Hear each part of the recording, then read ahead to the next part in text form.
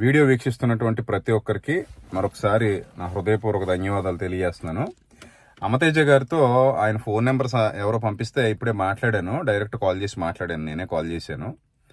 ఆయన మాట్లాడుతూ అన్న నేను చాలా చిన్నోడినన్నా, మిమ్మల్ని ఎందుకంటానన్నా, 2 లక్షలు డబ్బులు అడిగింది మీరు కాదు నన్ను, నేను మిమ్మల్ని అనలేదు అంటున్నాడు.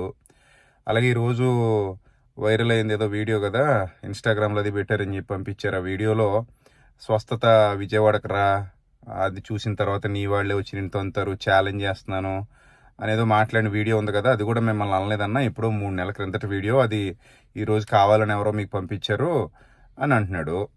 సో ఇవన్నీ కూడా వీటన్నిటిపై కూడా నేనే క్లారిటీ ఇస్తానన్నా, వీడియో మాట్లాడతాను, నేను క్లారిటీ ఇస్తాను అంటున్నాడు. మీతో ఫోన్లో మాట్లాడదామని చాలా ట్రై చేశాను, నాకు వీలు పడలేదన్నాడు తమ్ముడు. సో 25వ తేదీ కాకినాడ మీటింగ్ అయ్యాక మీ ఇంటికే వచ్చి కలుస్తానన్నా అన్నాడు ఆయన. నేనైతే కాకినాడలోనే కలుద్దాం తమ్ముడు, కలిసి ప్రేమగానే ఒక లైవ్ డిస్కషన్ చేద్దామని చెప్పాను, అది లైవ్ ఇద్దామని చెప్పాను. సరే అన్న అన్నాడు. అయితే సభ అయిపోయిన తర్వాత అది ప్లాన్ చేద్దాం, నీ కాకినాడ సభ పూర్తి అయిపోయిన తర్వాత అది ప్లాన్ చేద్దామని చెప్పాను.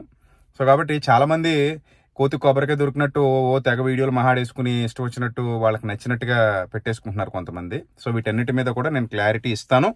ఒక ముగింపు ఈ యొక్క విషయానికి పలకడానికి నేను ప్రయత్నపడుతున్నాను కాబట్టి అందరూ ఈ విషయాన్ని అర్థం చేసుకోవాలని కోరుతున్నాను. God bless you all. Thank you. మరలా నేను అప్డేట్ ఇస్తాను మీకు. Thank you.